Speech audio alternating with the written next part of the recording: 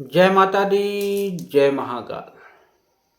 मैं राजगुरु जी महाविद्या आश्रम में आज एक बार फिर आप सभी का स्वागत करता हूं। आज हम बात करेंगे इच्छा पूर्ति योगिनी साधना को कैसे संपन्न करके हम अपनी इच्छाओं की पूर्ति कर सकें। वस्तुतः हमारा जो जीवन है, हर मानव का जीवन इच्छाओं के अधीन है, और अगर मनुष्य की इच्छाएं ही ना रहें तो फिर जीवन ही जीने का कोई मतलब ही नहीं रह जाता है, क्योंकि इच्छा मुख्य आधार है किसी चीज को प्राप्त करने के लिए। और इन इच्छाओं की पूर्ति को हम किस रूप में करें? कुछ लोग शारीरिक रूप, कुछ लोग आध्यात्मिक रूप, कुछ लोग दैवी शक्तियों के माध्यम से अपनी इच्छाओं या अपनी मनोकामनाओं की पूर्ति कर सकते हैं। मुख्य त्रिशक्तियों में से इसी प्रकार एक त्रिशक्ति है इच्छा पूर्ति योगिनी। क्रिया इच्छा चा इच्छा शक्ति। तंत्र में कहा गया है क्रिया ज्ञान इच्छा चा शक्ति। अपनी इच्छाओं की पूर्ति करना किसी भी रूप में अनुचित नहीं है, बस ये हो कि वह सामाजिक और धार्मिक रूप से गलत ना हो और किसी को उससे परेशानी ना हो। तंत्र तो श्रृंगार की प्रक्रिया है, जो नहीं प्राप्त किया वो भी आप तंत्र के माध्यम से प्राप्त कर सकते हैं। यूं भी तंत्र दमन का समर्थन नहीं करता है। अपनी योग्य इच्छाओं की पूर्ति साधक को जरूर करना चाहिए, और उसकी पूर्णता के बिना कोई भी साधक तंत्र के क्षेत्र में या अध्यात्म के क्षेत्र में या किसी भी क्षेत्र में पूर्णता आगे तक नहीं जा सकता है। अगर इस पथ पे बढ़ना है, उसे अपनी इच्छाओं की पूर्ति करनी ही पड़ेगी। इच्छाएं कैसी भी हों, चाहे दुर्लभ साधनाओं की इच्छा हो, चाहे समाज में मान सम्मान प्राप्त करने की इच्छा हो, ऐश्वर्य बढ़ाने की इच्छा हो, या किसी को अपना बनाने के लिए या वशीकरण करके उसको किसी भी रूप में यूज करने की इच्छा हो। इच्छा तो इच्छा होती है। आज इसी प्रकार की मैं आप लोगों को एक साधना लेके आया हूँ। बहुत से लोग मेरे पास फोन करते कहते जी कोई ऐसी साधना बताइए जिससे कि हम अपनी समस्त प्रकार की इच्छाओं की पूर्ति कर लें। चाहे किसी का मारण हो, उच्चाटन हो, विद्वेषण हो, स्तंभन हो, या किसी का भी वशीकरण करना हो,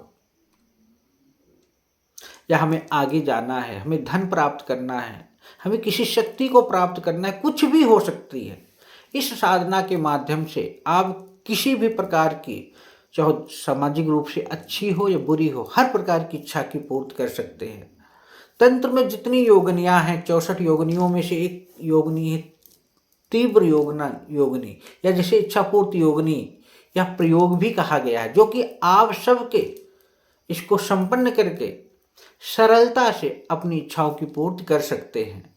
इसको करना कैसे है? इस साधना के लिए साधक को आसन जो होगा वो जमीन पे होगा, गाय के गोबर से लीप ले अगर नहीं लीप सकते हैं तो वहाँ जो संभव नहीं होता है तो एक रूम में पैक होकर, बंद करके, निवस्त्र होकर इस साधना को संपन्न करना है।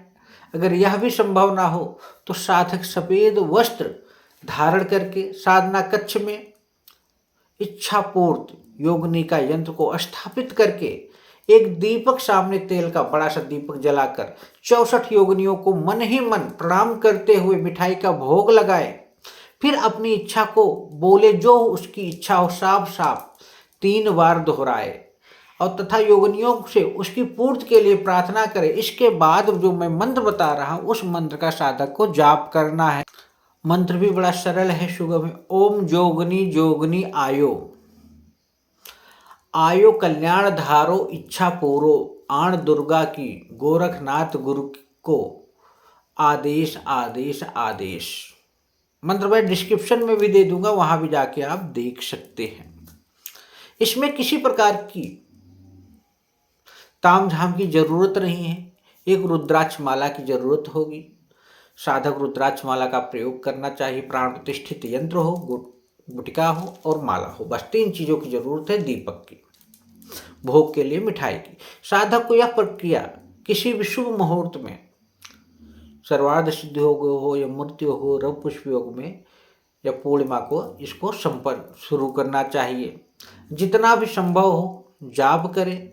यूँ तो उत्तम ये रहेगा कि साधक कम से कम प्रतिदिन 1 घंटा जाप करें और 11 दिन इस साधना को संपन्न करना है। जाप के बाद साधक मिठाई का जो भोग मैंने बताया है, वो भोग को स्वयं ग्रहण करे और स्नान करे। स्नान ना हो तो गंगा जल छिड़क ले।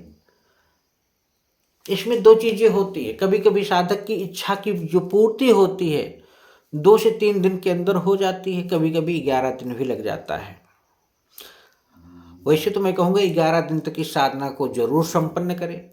अगर साधक 2 से 3 दिन में भी उसकी इच्छा पूर्ति हो जाती है तो आप इस साधना को तब भी आप वहीं संपन्न करके वापस आ सकते हैं, कोई दिक्कत नहीं। क्योंकि बहुत से साधकों ने इस इच्छा पूर्ति योगिनी की साधना को संपन्न करके अपनी इच्छाओं की पूर्ति की है, तो आप भी क्यों पीछे रहें और इस सरल सुगम साधना को सरलता के साथ सिद्ध करके अपनी इच्छाओं की पूर्ति करें। कोई दिक्कत होती है, परेशानी होती है तो हमसे संपर्क करें या अपने आसपास किसी योग गुरु से भी आप संपर्क कर सकते हैं। साधना में किसी प्रकार का कोई डर भय नहीं होता है। कोई डराता है तो ये आप मत डरिए, क्योंकि वो जानबूझ के आपको डरा रहा है। इसी के साथ आप हमारे महाविद्या आश्रम चैनल को लाइक करें, शेयर करें, सब्सक्राइब करें। जय माता दी, जय महाकाल।